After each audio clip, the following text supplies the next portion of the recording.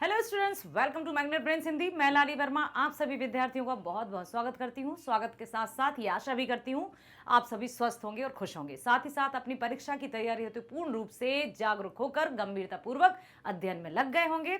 लेकर आई हूँ एक और नया वीडियो, व्याकरण का ही वीडियो है। टॉपिक है हमारा परसर्ग। परसर्ग क्या होते हैं, परसर्ग की सहायता से वाक्य निर्माण किस तरह से किया जाता है, परसर्ग की परिभाषा क्या है, क्या इसके भेद भी हैं, सब कुछ जानेंगे आप इस वीडियो में। तो बने रहिएगा मेरे साथ, शुरू से लेकर अंत तक चलते हैं हम वीडियो की ओर। देखिए यहां पर आती है बात परसर्ग की कि आखिर परसर्ग होते क्या हैं। तो किसी का नाम या किसी की परिभाषा जाने बिना हम उसके बारे में कुछ भी नहीं जान सकते हैं। तो यहां पर हम चलते हैं सबसे पहले परसर्ग की आखिर है क्या। तो व्याकरण में वे अक्षर जो किसी धातु या मूल शब्द के अंत में लगकर उसके अर्थ में कोई विशेषता लाते हैं, अर्थात वे शब्द जो किसी शब्द के बाद जोड़े जाएं उसे परसर्ग कहते हैं। सहायक क्रिया जैसे हेल्पिंग वर्ब टाइप ये भी कह सकते हैं, कारक भी कह सकते हैं, क्योंकि इनकी सहायता से वाक्यों का निर्माण होता है। और देखिए परसर्ग शब्द संज्ञा के साथ अलग लिखे जाते हैं, जिन्हें ये बात याद रखिएगा आप कि जब परसर्ग संज्ञा के साथ हो, जैसे किसी नाम, व्यक्ति, वस्तु के नाम के साथ यदि जोड़े जा रहे हैं तो उन्हें कहते हैं विश्लिष्ट, और यदि सर्वनाम के साथ जोड़े जाते हैं तो संश्लिष्ट कहलाते हैं। क्या कहलाते हैं? परसर्ग संज्ञा और सर्वनाम के साथ यदि प्रयोग किए जाते हैं तो उनका नाम अलग हो जाता है। संज्ञा के साथ विश्लिष्ट, सर्वनाम के साथ संश्लिष्ट। क्या? परसर्ग जब संज्ञा के साथ प्रयोग लाए जाते हैं तो विश्लिष्ट कहलाते हैं, सर्वनाम के जब साथ में प्रयोग किए जाते हैं तो संश्लिष्ट कहलाते हैं। ध्यान देना है आपको कि कारक का प्रयोग वाक्य में प्रयुक्त प्रत्येक संज्ञा और सर्वनाम शब्द में होता है, किंतु किसी शब्द के साथ विभक्ति चिन्ह लगता है तथा किसी में नहीं लगता। कभी कभी क्या होता है, देखो अभी मैंने कहा था ना आपसे कि जो परसर्ग है वही है कारक। कारक क्या होता है, इसके भेद कितने होते हैं, सब कुछ जानेंगे। अभी आप बिल्कुल ध्यान पूर्वक सिर्फ और सिर्फ सुनिए। सुनेंगे ध्यान से तो सब कुछ समझ में आपको आ जाएगा। अब यहां कहा गया है कि कारक अर्थात परसर्ग का प्रयोग वाक्य में प्रयुक्त प्रत्येक संज्ञा और सर्वनाम शब्द में होता है, लेकिन कभी कभी क्या होता है कि शब्द के साथ किसी विभक्ति चिन्ह का प्रयोग होता है तो कहीं पर नहीं होता। अर्थात जैसे पेड़ काटे गए, यहां कोई परसर्ग नहीं है लेकिन परसर्ग है, अर्थात अप्रत्यक्ष रूप से, इनडायरेक्ट रूप से परसर्ग है। पेड़ काटे गए, तुरंत आपको समझ में आया, तुरंत हमें समझ में आया कि पेड़ काटे गए किसके द्वारा? व्यक्तियों के द्वारा, या किसी एक व्यक्ति का नाम लिख देंगे तो संज्ञा आ गई है। अब राम ने भोजन किया या राम ने खाना खाया, तो यहां पर राम भी है और ने भी है, तो इसलिए कहा गया है कि कारक का प्रयोग वाक्य में प्रयुक्त प्रत्येक संज्ञा और सर्वनाम शब्दों में होता है, किंतु किसी शब्द के साथ विभक्ति चिन्ह लगता है तथा किसी में नहीं लगता। पेड़ काटे गए में नहीं है विभक्ति चिन्ह, राम ने खाना खाया उसमें ने है, जबकि पेड़ काटे गए में नहीं है विभक्ति चिन्ह, तब भी वहां परसर्ग है। दिखाई नहीं दे रहा है लेकिन है। ठीक है मिस्टर इंडिया, सिर्फ रेड लाइट में ही दिखाई देते हैं। ठीक ऐसे ही परसर्ग जो हैं वो आपको ध्यान से पढ़ेंगे जब हम समझ में आएगा कि हाँ पेड़ काटे गए या पानी सुखाया गया तो किसके द्वारा, सिंचाई की गई किसके द्वारा, अपने आप समझ में आएगा कि लोगों के द्वारा, किसान के द्वारा। ठीक है, किसान ने सिंचाई की। ठीक, तो यहां पर यही होता है कि कभी कभी विभक्ति चिन्ह भी कहते हैं इनको, तो विभक्ति चिन्हों का प्रयोग कहीं कहीं किया जाता है, कहीं कहीं नहीं किया जाता, परंतु जब नहीं किया जाता तब भी परसर्ग तो होते ही हैं, क्योंकि वो उनका लोप हो जाता है लेकिन वो होते हैं। जैसे कारक चिन्ह है ना, को, में, पर के लिए आदि को परसर्ग कहते हैं। सामान्यतः एक वचन और बहुवचन दोनों में ही एक ही परसर्ग का उपयोग होता है। ऐसा नहीं है कि एक वचन में दूसरा परसर्ग आएगा तो बहुवचन में कोई दूसरा परसर्ग आएगा। जैसे राम ने खाना खाया, तो अब बहुवचन यदि कहे राम और श्याम ने खाना खाया, वहां भी ने था, अकेले राम के लिए भी ने था, और राम और श्याम। ठीक है, राम या श्याम, या फिर ये भी कह सकते हैं कि लड़कों, लड़कों हो जाएगा बहुवचन, लड़कों ने। तो चाहे बहुवचन की हम बात करें चाहे एक वचन की बात करें, ने तो ने ही रहेगा। अर्थात एक वचन और बहुवचन दोनों में एक ही परसर्ग का प्रयोग होता है। वचन का प्रभाव परसर्ग पर नहीं पड़ता, अर्थात जो भी एक वचन हो या बहुवचन हो, अभी देखा ना आपने एक वचन बहुवचन वाला वीडियो, तो उसमें एक वचन क्या, संख्या की ओर, जहां पर किसी एक संख्या की बात की जाती है, चाहे वो व्यक्ति हो, चाहे वस्तु हो, चाहे कोई भी प्राणी हो, वो एक वचन। जब बात की जाती है एक से अधिक की तो वो होता है बहुवचन, ठीक है। लेकिन परसर्ग का किसी भी तरह से कोई ऐसा नहीं है कि एक वचन में परसर्ग अलग हो जाएंगे, बहुवचन में परसर्ग अलग हो जाएंगे, दोनों समान ही रहते हैं। अब हिंदी में 8 कारक होते हैं, अर्थात परसर्ग जो होते हैं, विभक्ति चिन्ह जो होते हैं वो 8 प्रकार के होते हैं। कौन कौन से? एक होता है कर्ता, दूसरा होता है कर्म, तीसरा होता है करण, चौथा होता है संप्रदान, पांचवा होता है अपादान, छठवा होता है संबंध, सातवां होता है अधिकरण और आठवां होता है संबोधन। अर्थात कर्ता ने कर्म को कर्ण से, संप्रदान के लिए, अपादान से, संबंध कारक में आ जाएगा संबंध का, अधिकरण में पर और संबोधन हे, अरे, ये सब। अब सुनो यहां पर, अब आप सोच रहे होंगे इतने सारे आप सब जानते हो, यहां तो हम इनको नाम दे रहे हैं कि आप इतना याद रखो कि देखो 8 कारक होते हैं। कितने कारक होते हैं? 8। कर्ता ने, कर्म को, करण से, संप्रदान के लिए, अपादान से, संबंध, फिर आ गया का, के, यहां भी के था, यहां भी के आ गया, अधिकरण में और पर, संबोधन में हे, अरे, ओ। अब यहां कौन से कारक हैं जिनमें सेम विभक्ति चिन्हों का प्रयोग हो रहा है? इनको विभक्ति चिन्ह भी कहते हैं, ठीक है, इन्हीं को विभक्ति चिन्ह भी कहा जाता है। तो कर्ता ने, कर्ता में आएगा ने, क्या और कहीं आपको ने दिखाई दे रहा है? नहीं, अर्थात कर्ता की जब बात की जाएगी तो वहां ने आएगा ही, अर्थात ने विभक्ति चिन्ह के माध्यम से ही कर्ता का जो सेंटेंस होगा, जो वाक्य होगा वो पूरा होगा। तो कर्ता में ने रहेगा, याद रखिएगा, ऐसे आप तो याद कर लीजिए, कर्ता ने कर्म को करण से, ठीक है, कर्म को, क्या और कहीं को है? अभी नहीं है।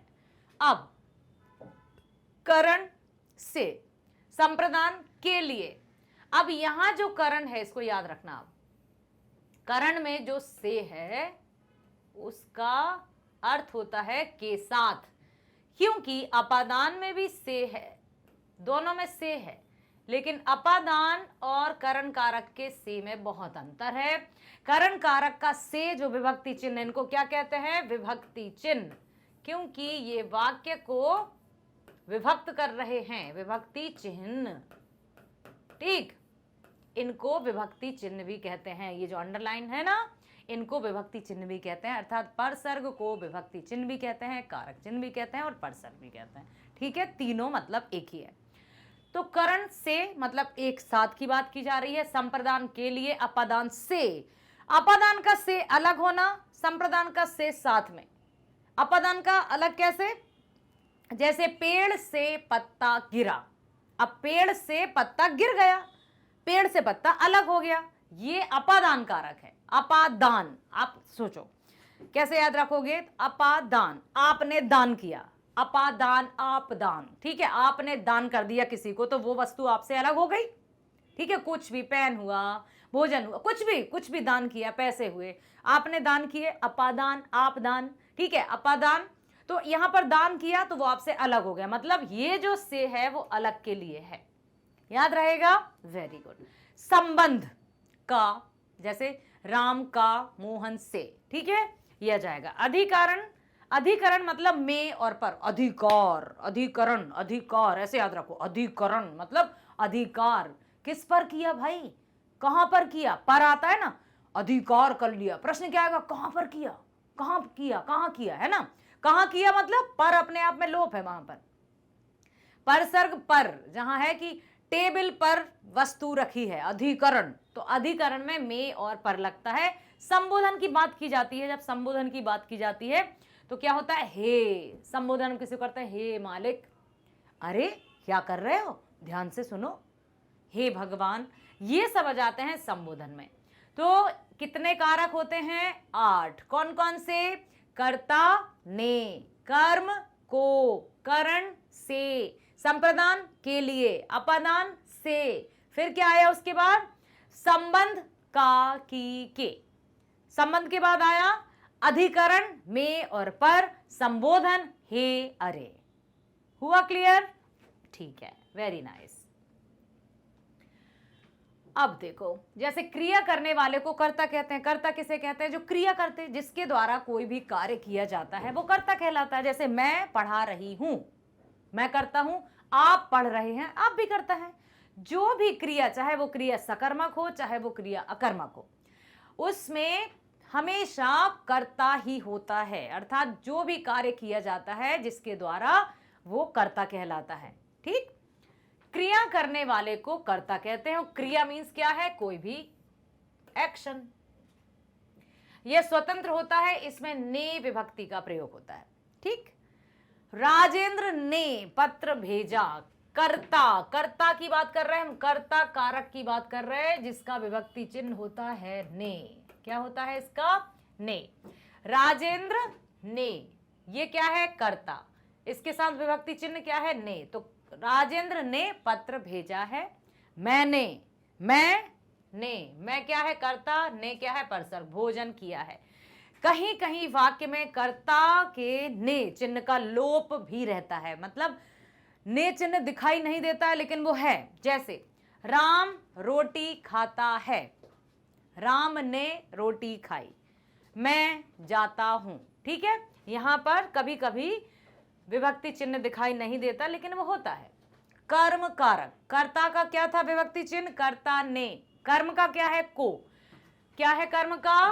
को। ये क्या है? को, विभक्ति चिन्ह। और क्या कहते हैं इसको? परसर्ग। और क्या कहते हैं इसको? बताओ। कारक। परसर्ग, विभक्ति चिन्ह और कारक। हम चल रहे हैं दूसरे की तरफ। पहला था कर्ता, दूसरा है कर्म। कर्म का विभक्ति चिन्ह है को। किसी वाक्य में क्रिया जिस वस्तु, प्राणी, व्यक्ति इत्यादि पर हो रही हो उसे कर्म कारक कहते हैं। सरल शब्दों में जिस पर कार्य का प्रभाव पड़ रहा हो उसे ही कर्म कहते हैं। मतलब जिस पर जो क्रिया की जा रही है, जिस पर कर्म का प्रभाव पड़ रहा हो उसे कर्म कारक कहते हैं।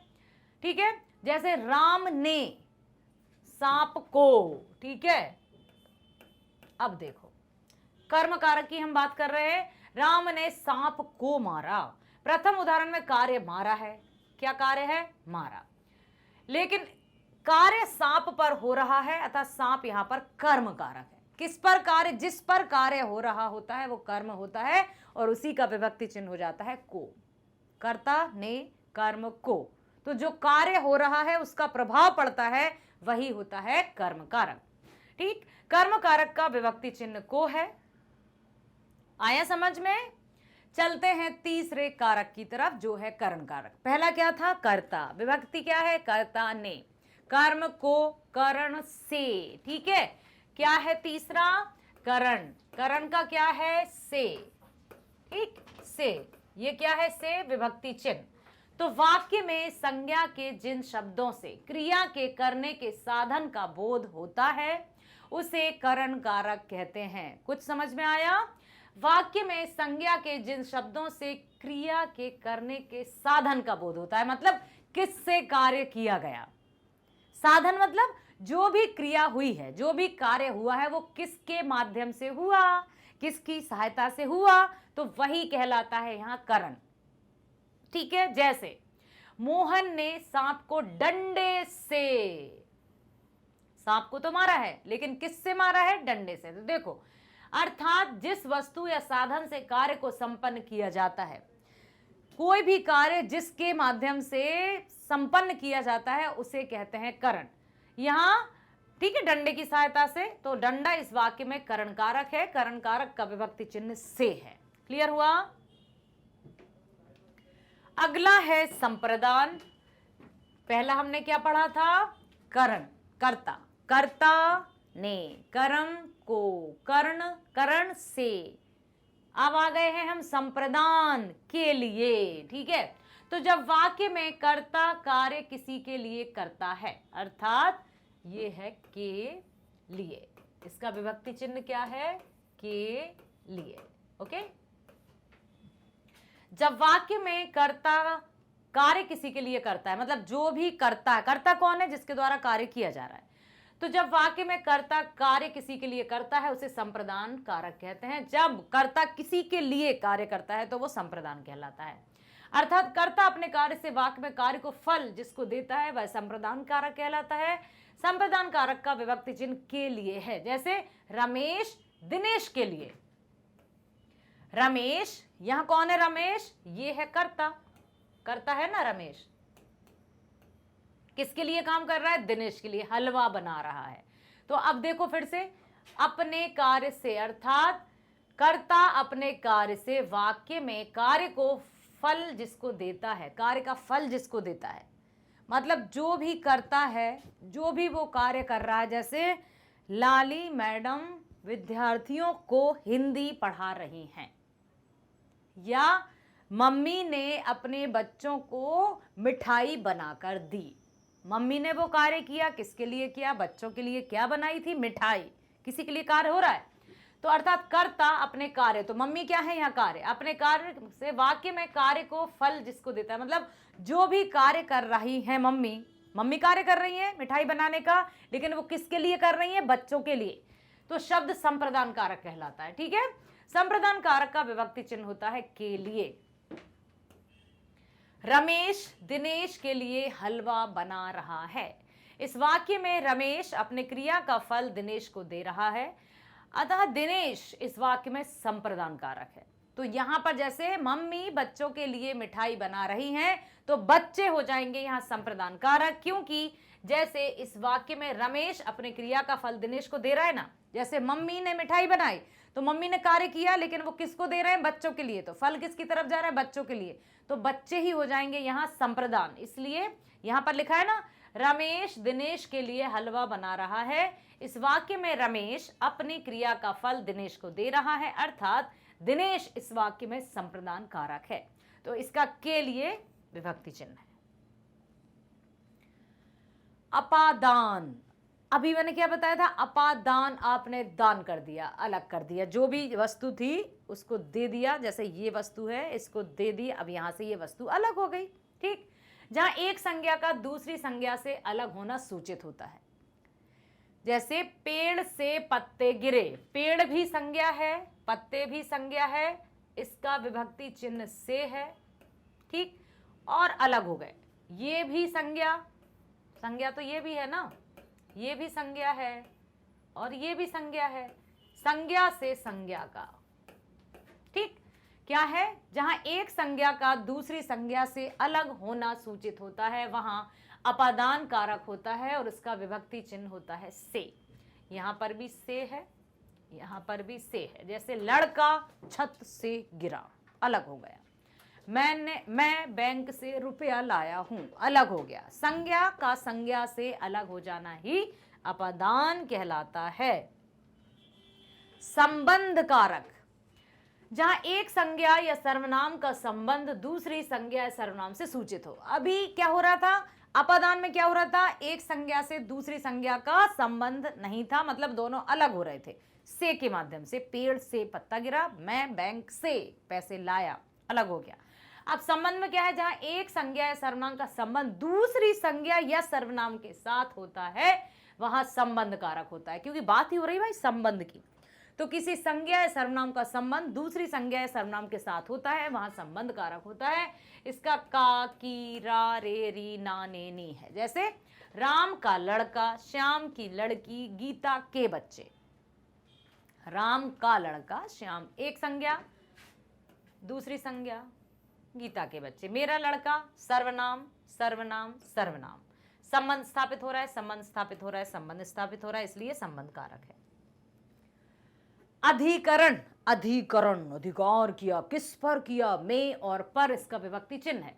जहां कोई संज्ञा या सर्वनाम किसी अन्य संज्ञा या सर्वनाम का आधार हो, मतलब बेस हो। क्या हो? बेस, कि कहां पर, बेस क्या है?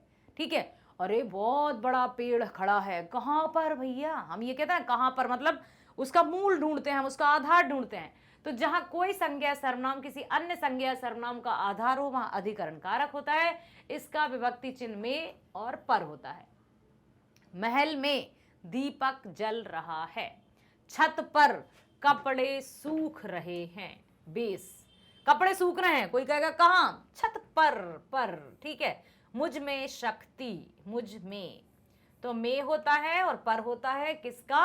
अधिकरण कारक का विभक्ति चिन्ह, अर्थात जहां संज्ञा या सर्वनाम किसी अन्य संज्ञा या सर्वनाम का आधार होता है वहां होता है अधिकरण कारक। अधिकरण कारक का विभक्ति चिन्ह होता है में और पर। क्लियर? बहुत बढ़िया। अब संबोधन, संबोधन। अरे सुनो भाई, ठीक है। हे भगवान, कितनी बार समझाया है, ध्यान से सुना करो। तो ये वाक्य में जब किसी शब्दों से किसी व्यक्ति या प्राणी को बुलाने का भाव व्यक्त होता है या उसके बोलने का भाव व्यक्त होता है, उस शब्दों को संबोधन कारक कहा जाता है। जैसे संबोधन से संबंधित वाक्य के अंत में विस्मय आदि बोधक चिन्ह, ये कौन सा चिन्ह है? विस्मय आदि बोधक। और मैं बता देती हूं, ये वाला चिन्ह, ठीक है, ये चिन्ह जरूर लगता है संबोधन में। संबोधन कारक का विभक्ति चिन्ह हे, अजी, अहो, अरे। ध्यान देने वाली बात यह है कि संबोधन कारक में विभक्ति चिन्ह शब्दों के पहले भी लगाए जाते हैं। जैसे हे गोपाल, गोपाल कहाँ जा रहे हो? वाक्य है इधर से लेकिन पहले ही लग गया, ठीक है। हे, यहां पर हे गोपाल शब्द गोपाल को बुलाने के लिए प्रयोग हो रहा है, अतः हे गोपाल शब्द संबोधन कारक है। तो अक्सर हमने क्या देखे थे कि जो भी संबोधन कारक से पहले जितने भी कारक हमने पढ़े, उनमें हमने क्या देखा था कि विभक्ति चिन्ह या तो बीच में लग रहे हैं या मतलब वाक्य के अंदर लग रहे हैं, लेकिन संबोधन कारक में विभक्ति चिन्ह पहले लग जाते हैं। हे बालक, मेरी बात सुन लो ध्यान से, परीक्षा में काम आएगी। तो जो संबोधन कारक है, लेकिन बस इतना ध्यान रखना है उसमें विस्मय आदि बोधक चिन्ह अवश्य लग जाता है। ओके, अब कारक की परिभाषा पुनः हम रिवाइज करते हैं। तो संज्ञा या सर्वनाम का वह रूप जिससे उसका संबंध क्रिया के साथ जाना जाता है। संज्ञा या सर्वनाम का वह रूप जिससे उसका संबंध क्रिया के साथ जाना जाता है, उसको ही कारक कहते हैं। कारक किसे कहते हैं? जिसकी सहायता से संज्ञा और सर्वनाम की क्रिया का रूप जाना जाता है, ठीक है। वह रूप जिससे उसका संबंध क्रिया के साथ जाना जाता है उसे कारक कहते हैं। अथवा जो शब्द क्रिया के साथ संबंध प्रकट करते हैं, जो शब्द क्रिया के साथ संबंध प्रकट करते हैं उन्हें कारक कहते हैं। और जो शब्द क्रिया के साथ संबंध प्रकट किसका करेंगे? संज्ञा का करेंगे या सर्वनाम का। तो जो शब्द संज्ञा या सर्वनाम का क्रिया के साथ संबंध प्रकट करते हैं उन्हें कारक कहते हैं। जो शब्द क्रिया संपादन करने में उपयोगी सिद्ध होते हैं उन्हें कारक कहते हैं। कारक चिन्हों को परसर्ग और क्या क्या कहा जाता है? कारक चिन्हों को परसर्ग, त्रयक अथवा विभक्ति कहते हैं। कारक का शाब्दिक अर्थ होता है क्रिया का निष्पादन या क्रिया का जनक, क्योंकि यही क्रिया से संबंध बताता है। इसकी सहायता से ही हमें पता चलता है कि क्रिया का संज्ञा या सर्वनाम के साथ क्या संबंध स्थापित है। तो कारक को और क्या क्या कहते हैं? कारक कहते हैं, परसर्ग कहते हैं, विभक्ति कहते हैं और त्रयक कहते हैं। तो कारक के चार चार नाम हैं, याद रख लेना। परीक्षा में कुछ भी पूछा सकता, त्रयक किसे कहते हैं? अरे आप कहोगे ये तो गणित जैसा लग रहा है, त्रिभुज जैसा कुछ आ गया। तो ये है विभक्ति चिन्ह। विभक्ति चिन्ह क्या होते हैं? ये होते हैं परसर्ग। परसर्ग क्या होते हैं? कारक, ठीक है। तो परसर्ग लिख देते हैं, परसर्ग, ठीक है। विभक्ति, ओके, कारक और त्रयक, तिर्यक, तिर्यक, ये सब एक ही थाली के चट्टे भट्टे हैं, ठीक। ये क्या है? सब एक है, चारों एक है, 4 in 1, ठीक। विभक्ति संज्ञा या सर्वनाम के साथ जिन चिन्हों का प्रयोग किया जाता है उसे विभक्ति चिन्ह कहते हैं। मतलब जो भी संज्ञा या सर्वनाम के साथ प्रयोग होता है। परसर्ग कारकों में प्रयुक्त विभक्ति चिन्हों को ही परसर्ग कहा जाता है। संलिष्ट और विश्लिष्ट। अब बताइए ये क्या थी? ये किसके साथ होते हैं? ये किसके साथ होते हैं? संलिष्ट संज्ञा के साथ या सर्वनाम के साथ? देखो अब यहां पर बात आती है कि वे विभक्तियां जो सर्वनाम शब्दों के साथ मिलाकर लिखी जाती हैं, जैसे मेरे, मैंने, मुझको, मुझसे, तुमने, उसने, इसका, उसका, ये सब सर्वनाम है। तो ये हो जाती है कौन सी? संश्लिष्ट। संश्लिष्ट सर्वनाम के साथ। सा से सर्वनाम। अब आप कहोगे सा से संज्ञा भी तो है, कैसे पता लगाएंगे? ओके, तो विश्लिष्ट, वा से तो कुछ नहीं होता, सा से सर्वनाम, सा से संज्ञा, लेकिन हम पढ़ते हैं पहले संज्ञा को, तो यहां संज्ञा को वा से देख लेना और सर्वनाम को सा से देख लेना, ठीक है। वे विभक्तियां जो सर्वनाम शब्दों के साथ मिलाकर लिखी जाती हैं उन्हें संश्लिष्ट विभक्ति कहते हैं। विश्लिष्ट विभक्ति किसे कहते हैं? वे विभक्तियां जो संज्ञा शब्दों से दूर लिखी जाती हैं, जैसे हरेंद्र ने श्यामवीर के कान में लकड़ी डाल दी। अब था तो यहां संज्ञा, लेकिन दूर आया है, श्यामवीर के कान में। और जबकि संलिष्ट क्या होता है? साथ में लिखी जाती हैं, साथ में लिखी जाती हैं। मेरे, मैं, ना है, लेकिन ये साथ साथ आ रहा है, बिल्कुल साथ साथ, अलग अलग नहीं लिख रहा है कि मुझ को, मेरे को, नहीं। मुझ से अलग नहीं है कि मुझ अलग लिखा है, से अलग लिखा है, साथ में आ जाती हैं, साथ में, इसलिए इनको संलिष्ट कहते हैं। ठीक है, समझ में आया? तो ये क्या होती है? मेरे, मुझे, अपना, अपने से, ये क्या है? ये तो सर्वनाम है। तो सर्वनाम अर्थात संश्लिष्ट, और जो साथ में रहते हैं उनको संलिष्ट कहते हैं। तो कारक विभक्तियां जो साथ साथ रहती हैं सर्वनाम के, उनको संलिष्ट कहते हैं। और विश्लिष्ट मतलब वे विभक्तियां जो संज्ञा शब्दों से दूर लिखी जाती हैं। अब संज्ञा शब्दों से दूर लिखी जाएंगी, संज्ञा है, ने दूर आ गया, श्यामवीर है, के दूर आ गया, इनको एक साथ नहीं लिखेंगे, ऐसे नहीं लिख सकते हम, कान में, ऐसे नहीं लिखेंगे, गलत गलत गलत हो जाएगा। ये कान है संज्ञा, संज्ञा से दूर लिखना पड़ेगा हमें, ठीक। जबकि सर्वनाम के साथ लिखी जाती हैं और संज्ञा से दूर लिखी जाती है। सर्वनाम के साथ संश्लिष्ट, साथ मतलब संलिष्ट, और होती है वो सर्वनाम में। ओके, अब देखो यहां पर थोड़ी सी हम प्रैक्टिस कर लेते हैं। पता लगाइए आपकी, क्या आपको विभक्ति सभी याद है? चलो देखते हैं। कर्ता की विभक्ति क्या है? कर्ता ने, वेरी नाइस। कर्ता की विभक्ति क्या है? कर्ता ने। कर्म, कर्ता ने कर्म को, वाओ क्या बात है, वेरी गुड। कर्ता को, कर्म, कर्ता ने कर्म को। करण से, और कौन सा से? अलग वाला से, ये वाला है साथ वाला, साथ वाला, नॉट अलग वाला, ये है साथ वाला। करण में रहता है साथ में, ठीक। संप्रदान, संप्रदान के लिए, के लिए, ठीक। अपादान आएगा से, लेकिन ये से होगा अलग के लिए, अलग, अलग, ठीक है, अलग में, ये से किसका होगा? अलग के लिए।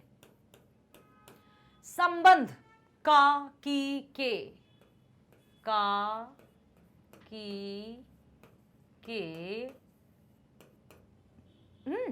संबंध, ठीक है। अब अधिकरण, में और पर, में और पर मतलब अधिकार, जैसे में और पर कहेंगे, अधिकरण मतलब अधिकार कर लिया। प्रश्न आएगा कहां पर कर लिया भैया? तो अधिकरण में में और पर। संबोधन, हे, अरे, सुनो ध्यान से, तो ये आ जाएगा यहां पर हे, अरे, ठीक, ओके। और साथ ही साथ इनके विस्मय आदि बोधक चिन्ह जरूर लगता है, किसके साथ? संबोधन कारक के साथ। अब बताओ जल्दी मेरे साथ बोलो। कर्ता ने कर्म को, करण से, संप्रदान के लिए, अपादान से, संबंध का, की, के, अधिकरण में और पर, संबोधन हे, अरे, रा, री। Okay, very good. चलते हैं आगे। देखिए अब जो अभी हमने देखा वो लिखा हुआ है यहां पर, प्रथम, द्वितीय, तृतीय, चतुर्थ, पंचमी, षष्ठी, सप्तमी, संबोधन, अर्थात 8 कारक। कर्ता ने कर्म को करण से या द्वारा, संप्रदान के लिए, अपादान से यहां भी था लेकिन यहां साथ वाला था। अपादान का से है अलग होना, जैसे पेड़ से पत्ता गिरा, ठीक है। संबंध का, की, के, रा, री, रे, ठीक है। अधिकरण में, पे और पर। संबोधन हे, अरे, ओ, ओए, इस तरह से, ठीक है। ये सब जाएगा इसमें। और आगे चलते हैं। कर्ता कारक। क्या है कर्ता कारक? संज्ञा या सर्वनाम के जिस रूप से क्रिया करने वाले का बोध होता है उसे कर्ता कहते हैं, अर्थात जिसके द्वारा कोई भी कार्य किया जाता है वो कर्ता है। जैसे जा रही हूं तो मेरे द्वारा कार्य किया जा रहा है, लिख रही हूं मैं लिख रही हूं, गीता पढ़ रही है गीता के द्वारा कार्य किया जा रहा है। कर्ता का होता है ने। राम पुस्तक पढ़ता है, उन्होंने एक शेर देखा, राहुल ने छींका, उसे कहने खरीदने थे। ये सारी बातें आ जाएंगी इसी के अंतर्गत। अब इसमें कुछ नियमों का पालन होता है, कुछ रूल्स होते हैं, क्योंकि व्याकरण मतलब क्या है? व्याकरण का अर्थ ही है नियम। व्याकरण से पहले हिंदी में कोई नियम नहीं थे, तो कोई भी कहाँ रुक रहा है, कौन कहाँ जाना है, किस तरह से पढ़ना है, कोई हाव भाव के साथ नहीं पढ़ते थे, बस पढ़ते चले जाते थे। जैसे मान लिए ये है कि लाना, भूलना, बोलना, ये शब्द है। ओम प्रकाश कपड़े लाया, यदि ये पूर्ण विराम या विराम चिन्ह नहीं होता तो कहाँ रुकते, कहाँ? देखो, जैसे रोको, एक सेंटेंस बोलती हूँ आपको, बहुत अच्छा समझ में आ जाएगा। रोको मत जाने दो। अब इसमें कोई हमने विराम चिन्ह नहीं लगाए हैं, विभक्ति चिन्ह भी नहीं है, विराम चिन्ह भी नहीं है।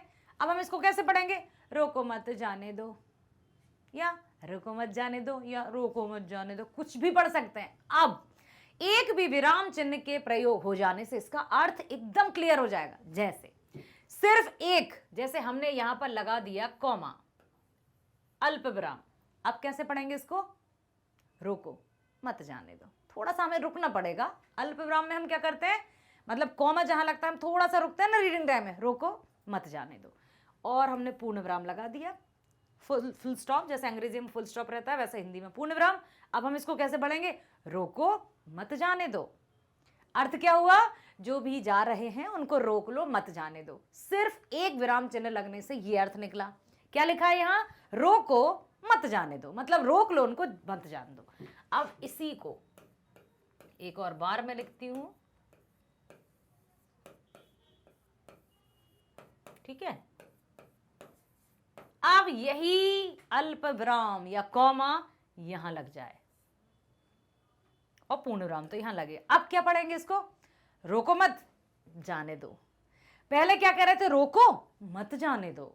अब क्या कह रहे हैं? रोको मत जाने दो। समझ में आया अर्थ? सिर्फ एक अल्प विराम इतना बड़ा कार्य करता है। व्याकरण में जो नियम है वो इसी तरह से चलते हैं। एक बिंदु भी कमाल करती है, चिंता का चिता हो जाता है, चिता का चिंता हो जाता है। तो ये विराम चिन्हों का बहुत अधिक महत्व है। और व्याकरण अर्थात नियमावली, रूल्स एंड रेगुलेशंस, व्याकरण के आने से हिंदी भाषा बन गई है और भी वैज्ञानिक, ठीक है। चलो आगे चलते हैं।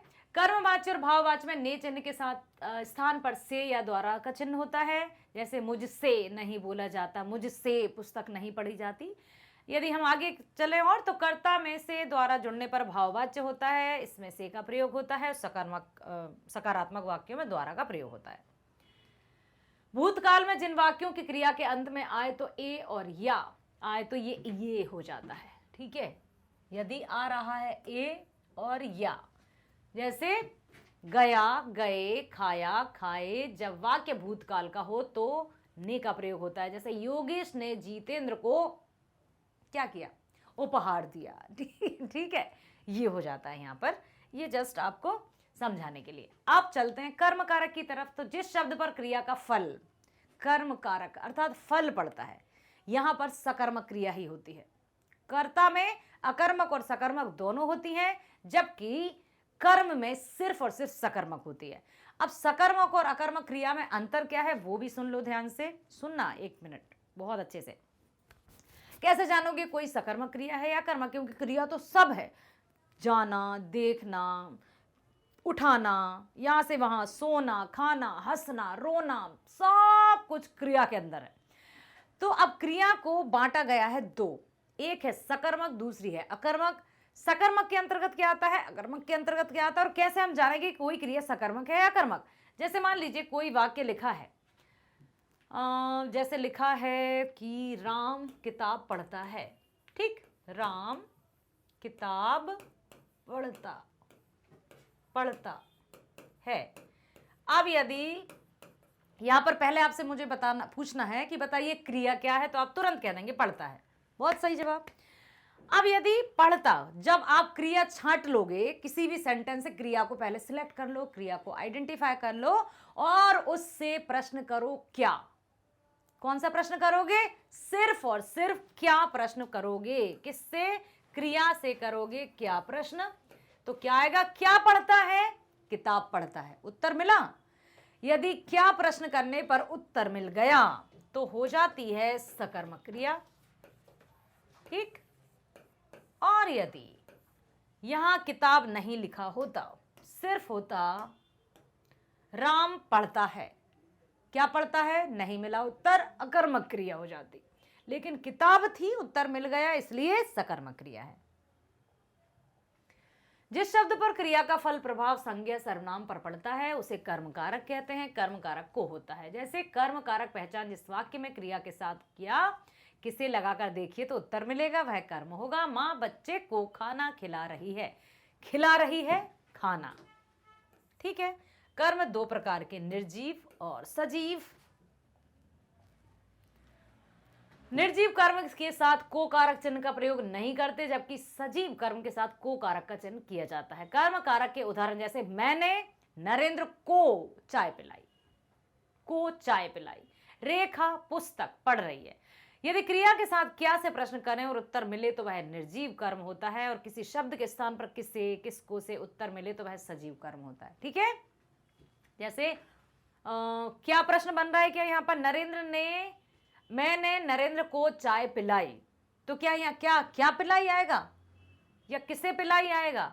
यदि क्या आएगा तो वो निर्जीव में आता है, निर्जीव में आता है। यदि उत्तर मिले तो क्या का, और किसी शब्द के स्थान पर किसे किसको ऐसे प्रश्न आए तो वो सजीव कर्म में आता है, ठीक होगा, वो कर्म ही। कर्म कारक और, चारों, पास, दूर के योग में कर्म कारक होता है, जैसे विद्यालय के चारों ओर कर्म, कोचिंग के चारों ओर। नियम है 2, दिन समय और तिथि प्रकट करने के लिए को का प्रयोग होता है। श्याम सोमवार को लखनऊ जाएगा, 26 जनवरी को, मतलब कोई भी तिथि या दिन या तारीख बताने के लिए को का प्रयोग होता है।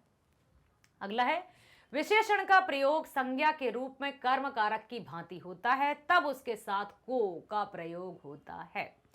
बुरों को कोई नहीं जानता, भूखों को भोजन कराओ। संज्ञा या सर्वनाम के जिस रूप की सहायता से क्रिया संपन्न होती है, करण कारक किसे कहते हैं? संज्ञा या सर्वनाम के जिस रूप से सहायता से क्रिया संपन्न होती है उसे करण कारक कहते हैं। अथवा वाक्य में कर्ता जिस माध्यम से साधन से क्रिया करता है उसे ही करण कहते हैं। साधन मतलब करण का अर्थ है साधन, सिंपली करण का अर्थ है साधन या कोई माध्यम। जैसे मोहन किताब से पढ़ता है, से आया करण कारक, कर्ता ने कर्म को करण से है इसका विभक्ति चिन्ह, तो मोहन किताब से पढ़ता है, तो किताब होगी यहां पर करण। साधन माध्यम किससे पढ़ता है? किताब से पढ़ता है। करण कारक से और के द्वारा, जैसे वह कलम से पत्र लिखता है, मुझसे यह काम ना होगा, राम ने रावण को, इस तरह से। करण जिस चिन्ह से किसी वस्तु, व्यक्ति या स्थान की पहचान हो उसे करण कारक कहते हैं। जैसे वह जटाओं से तपस्वी लगता है, आप वस्त्रों से अध्यापिका प्रतीत होती हैं। नियम 2, साथ अर्थ के योग में करण कारक होता है। राम के साथ सीता वन को गई, राजेश के साथ सुरेश बाजार गया। करण से, कर्ता ने कर्म को करण से, ठीक। जिस अंग में विकार हो वहां करण कारक होता है, वह पैर से, सिर से। समंत चलाने में करण कारक होता है।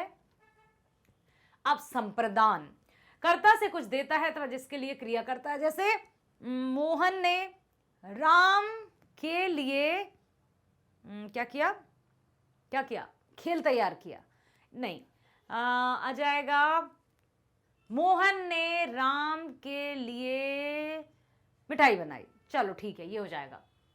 तो जैसे कर्ता कुछ देता है, इसके लिए के लिए आ जाता है, उसे संप्रदान कारक कहते हैं। जब क्रिया द्विकर्मक हो और देने के अर्थ में प्रयुक्त हो, मतलब दो क्रियाएं होंगी, एक काम कर रहा है और दूसरे के लिए कर रहा है। मम्मी बच्चों के लिए खाना बनाती हैं, अर्थात जब क्रिया द्विकर्मक और देने के अर्थ में प्रयुक्त हो तो वहां के लिए स्थान पर को कारक चिन्ह का प्रयोग होता है, लेकिन को कारक चिन्ह को कर्म कारक ना मानकर संप्रदान कारक मानते हैं। देना संप्रदान कारक का चिन्ह है, के वास्ते, के हेतु, के लिए। ठीक है, बच्चा दूध के लिए रो रहा है, भिखारी को भिक्षा दे दो। ठीक, को कारक चिन्ह का प्रयोग कर्म कारक और संप्रदान के साथ होता है, और साथ ही साथ कहना, निवेदन करना, भोजन आदि के योग में संप्रदान का होता है। मैं तुमसे सच कहता हूं। संज्ञा अपादान, अब हो रही है अलग होने की बात। संज्ञा या सर्वनाम के जिस रूप से अलग होने की बात हो, जैसे निकलने, डरने, रक्षा करने, सीखने, ले जाने, अथवा दो में से तुलना करने के भाव हो तो उसे अपादान कहते हैं। गंगा हिमालय से निकलती है, पेड़ से पत्ता गिरता है, बालक बिल्ली से डरता है, वह सिंह से भीत हुआ, छात्र अध्यापक से शर्माता है। ठीक, क्या क्या होता है यहाँ पर? तुलना भी होती है, डरने का भाव भी होता है और सीखने का भी। नियम है इसमें कि उत्पन्न होना, जन्म लेना, ऊपर से गिरना, ये सब कुछ से अलग होने का मतलब उत्पन्न होना भी है, जन्म लेना भी है, ऊपर से गिरना भी है, हटाना भी है, छुपाना भी है, आलस्य करना। प्रेम से प्रेम उत्पन्न होता है। ठीक, उत्पन्न होता है। विंध्याचल से कावेरी प्रवाहित होती है, रिंकू कार्य से आलस्य करता है, दीपक पत्नी से छुपाता है, दीपेंद्र अरविंद को पाप से हटाता है। तो यहां पर यही होता है। अपादान कारक में से कारक चिन्ह के अतिरिक्त का कारक चिन्ह का भी प्रयोग होता है, जैसे डाली का गिरा आम खाइए। ऐसा नहीं है कि सिर्फ से का ही प्रयोग हो, यहां पर का भी प्रयोग होता है अपादान में। अपादान का से विभक्ति चिन्ह तो होता ही है, साथ ही साथ का भी होता है, जैसे डाली का गिरा आम खाइए। नियम है तीसरा, भावबोध के लिए अपादान कारक होता है, जैसे गरीब को घृणा से मत देखो, से मत देखो, मत देखो अलग हो रहा है। जिस स्थान से कोई आए या जाए वहां अपादान कारक होता है। मैं स्टेशन से आया था या गया था, तो आने जाने में भी अपादान है। जहां दो में तुलना का भाव, जैसे मोर मोरनी से सुंदर होता है, तो मोर मोरनी से सुंदर होता है, यहां भी अपादान कारक होता है, क्योंकि तुलना अपादान कारक में की जाती है। राधा गोपी से अच्छी है, संबंध कारक। संज्ञा सर्वनाम के जिस रूप से किसी वस्तु या व्यक्ति से संबंध प्रकट हो उसे संबंध कारक कहते हैं। संबंध कारक के चिन्ह का, की, रा, री, रेनी है, और इसे त्रयक भी कहते हैं, परसर्ग भी कहते हैं, कारक भी कहते हैं। सौरभ की बहन सुचेता जयपुर में पढ़ती है, यह राम का घर है, आपकी चांदी की थाली देना। संबंध दिख रहा है स्पष्ट रूप से, संबंध। यह तुम्हारी घड़ी है, गोपी की पुस्तक मेरे पास है, यह मेरी पुस्तक है। अधिकरण में और पर, के ऊपर, के अंदर, के बीच में। संज्ञा या सर्वनाम के जिस रूप से किसी वस्तु या व्यक्ति के आधार का बोध हो उसे अधिकरण कहते हैं, अर्थात क्रिया के होने के स्थान और काल का बताने वाला कारक ही अधिकरण। मतलब क्रिया कहां पर हुई है, कब हुई है, वहीं पर क्रिया के होने के स्थान और काल। काल मतलब क्या होता है, समय।